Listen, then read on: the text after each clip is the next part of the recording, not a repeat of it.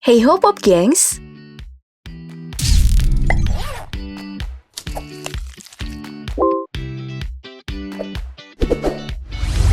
Siapa nih di antara kamu yang doyan makan kepiting? Mulai dari kepiting saus tiram, kepiting asam manis, atau kepiting rebus sederhana? Duh, kok jadi ngiler ya bayangin rasanya? Nah, kali ini aku mau bahas nih proses pengolahan kepiting buat kamu yang doyan makan kepiting. Yuk langsung disimak sampai habis ya. Oke, kita mulai dulu nih dari proses panen kepiting Raja Alaska. Dari namanya aja udah bisa ditebak, pasti harganya juga mahal nih. Yup, harganya itu ya Pop Gengs bisa mencapai 2 juta per kilonya. Selain karena ukurannya yang gede, yang membuat kepiting Raja Alaska ini mahal karena proses penangkapannya yang susah. Soalnya hanya bisa ditemukan di Laut Bering bagian dari Samudra Pasifik. Juga nih, karena penangkapan kepiting Raja Alaska ini hanya dilakukan di musim dingin saja, yaitu pada bulan Oktober dan Januari saat kepiting-kepiting ini keluar dari sarangnya. Dan pada musim dingin, tentu cuaca menjadi ekstrim nih yang menyebabkan ombak-ombak di laut lepas pada mengamuk. Lihat aja nih proses panennya. Petir, badai, bongkahan es, dan hujan lebat menjadi sahabat para nelayan. Setiap tahun juga dilaporkan ada korban nyawa akibat berburu kepiting raksasa ini. Ngeri juga ya, sama ngerinya dengan harganya.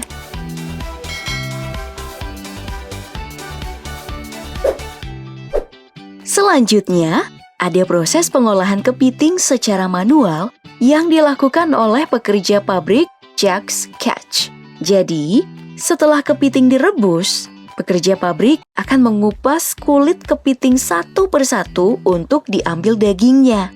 Caranya itu ya, harus sangat hati-hati dan teliti. Setelah itu baru dimasukkan ke dalam kaleng satu persatu, lalu ditimbang dan dikemas deh. Duh, kebayang gak sih pegalnya ngupas satu persatu kulit kepiting yang keras itu?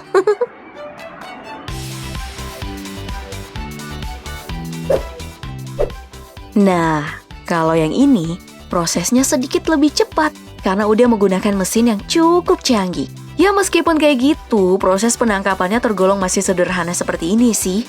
Lalu, setelah kepiting ditangkap, mereka ini akan dimasukkan ke dalam mesin berjalan seperti ini. Mesin akan membawa si hewan dengan capit kuat ini untuk dibersihkan dengan cara dicuci. Setelah itu, kepiting akan dimasukkan ke dalam wadah untuk direbus. Pasti wangi banget ya aromanya. Nah, proses selanjutnya adalah memisahkan capit dan kaki-kaki hewan yang cara berjalannya ke samping dan mundur ini. Capit kemudian dibersihkan lagi sebelum dagingnya dikeluarkan. Daging pada bagian capit dan kaki kepiting kan gak kalah enak tuh Pop Gengs. Di bagian selanjutnya akan ada pekerja nih yang bertugas memeriksa daging kepiting apakah udah benar-benar bersih. Jika udah dipastikan bersih, daging kemudian ditimbang dan dikemas. Ada juga nih pada bagian mesin lain yang gunanya untuk menggiling kepiting untuk dibuat adonan bakso kepiting. Lala, pasti enak banget sih ini. Jadi lapar kan?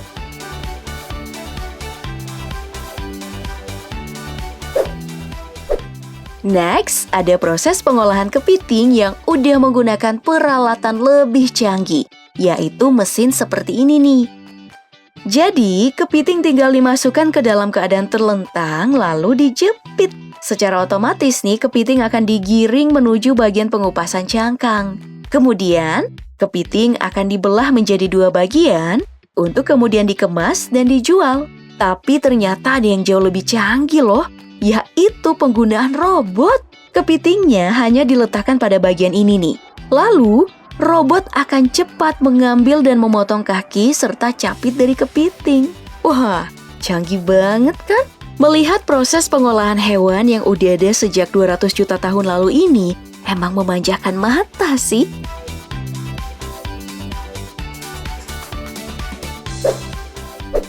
Nah, selanjutnya, mari kita lihat proses pengolahan kepiting Jepang. Ini kalau yang ini emang lebih spesial lagi sih.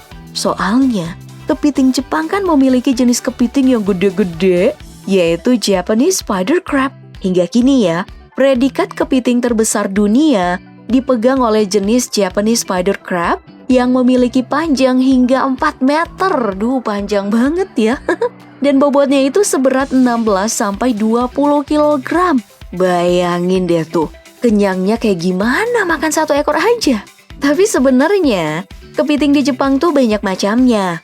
Ada yang berjenis kegani atau kepiting berbulu. Lalu ada zuwaigani atau kepiting salju. Terus ada tarabagani atau kepiting raja merah. Dan kepiting hanasaki.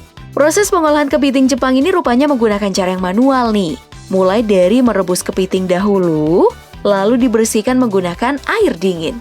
Beberapa perusahaan langsung menjualnya dalam keadaan beku, dan beberapa perusahaan lainnya mengolah dengan cara memisahkan daging dengan kulitnya terlebih dahulu.